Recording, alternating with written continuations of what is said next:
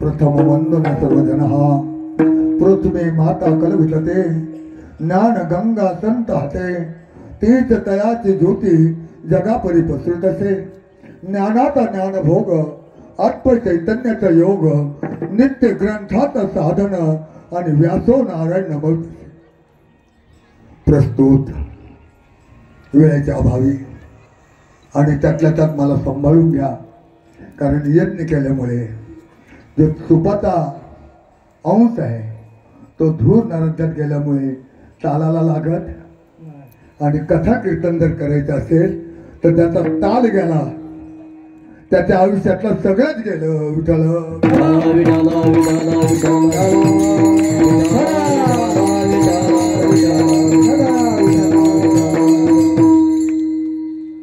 टाळ गर्दी करायची आवश्यकताच नाही टाळा टाळी लोपला 1 2 3 1 2 3 1 2 कळलं का गडबडायचं काहीच काम नाही जगाचे जगत मालक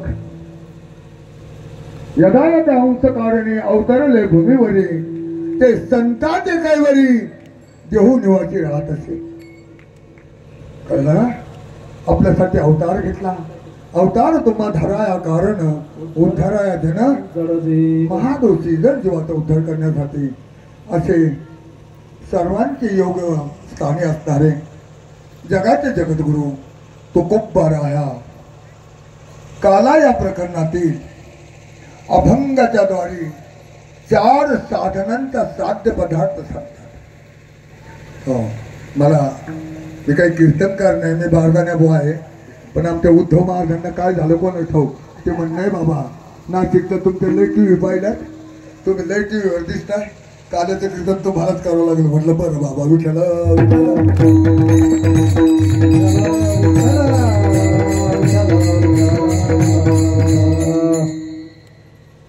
4 चरणामध्ये प्रथम तुकोबाराया आपल्याला काय उपदेश करतात गोकुलीच्या सुखा पुन्हा लक्ष द्या अध्यात्म आहे शेंड्याकडे जाऊ नका बुडखाकडे गेलं तर पुढे फुलं येतात गोकुलीच्या अंत पार नाही कशामुळे बालकृष्ण नंदा घरी आनंदल्या काय केलं कशामुळे आनंदल्या गुढिया तोरणे गुढिया तोरणे करती कथा तू का म्हणे चंदे तू का म्हणे चंदे तू का म्हणे चंदे तू का म्हणे चंदे मन मोहिनी गोविंदे मोहिने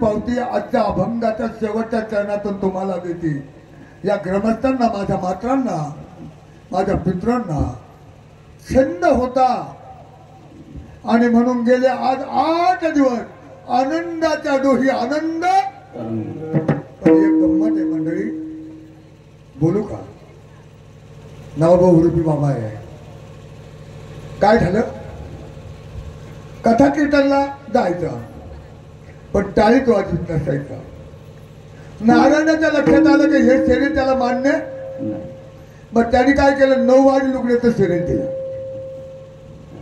आता कीर्तनात एकदा टाळी वाजवत नाही ना, मग रोज सकाळी वाजवत बस. कीर्तनात एकदा टाळी वाजवत नाही तर रोज सकाळी संध्याकाळी काय कर. तिथे मी पुन्हा टाळी वाजवायची विसरलं.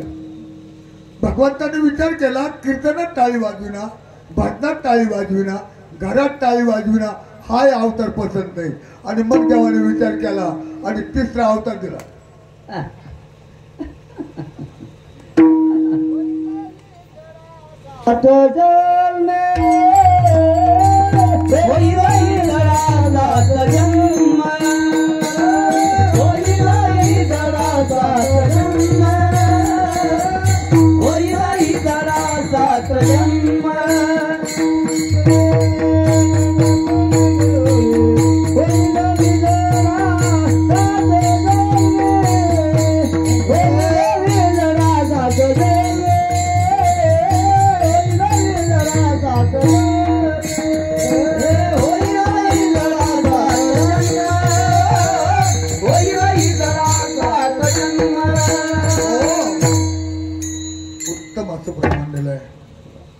एवढ्या प्रमाणावर जर बोलायचं मला पाळी आली तर कमीत कमी 7 दिवस तुमच्या गावात संपलो तर या प्रमाणाचं उत्तर सापडणं दुर्लभ आहे. विठाला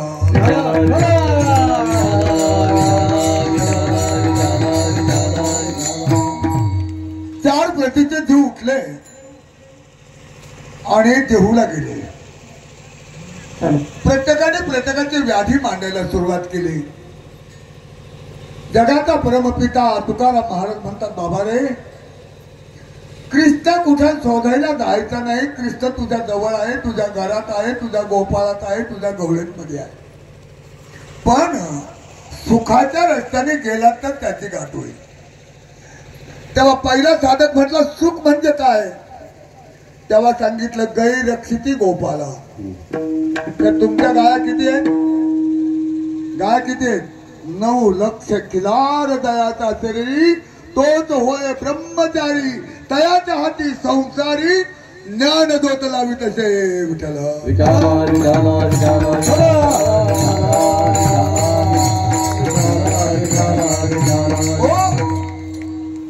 किती सोपं आहे हो.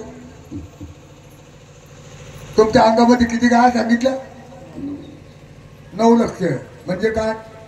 9 इंद्रियाचं शरीर दिला, त्याच्यामध्ये ज्ञानदान, कर्मदान, भक्तियोग आणि सत्संग हे चतुर्वेद पुरुष तुकोबराच्या चरणावर गेले. विठ्ठला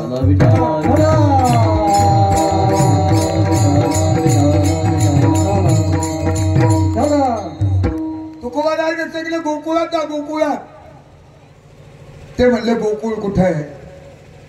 म्हणलं, तुला गोकुळ माहित नाही? दुर्लभो मनुष्य देहे नाम सन्भंगुरा, तत्रपि दुर्लभो मन्य वैकुंठ प्रियदर्शे. आम्ही वैकुंठ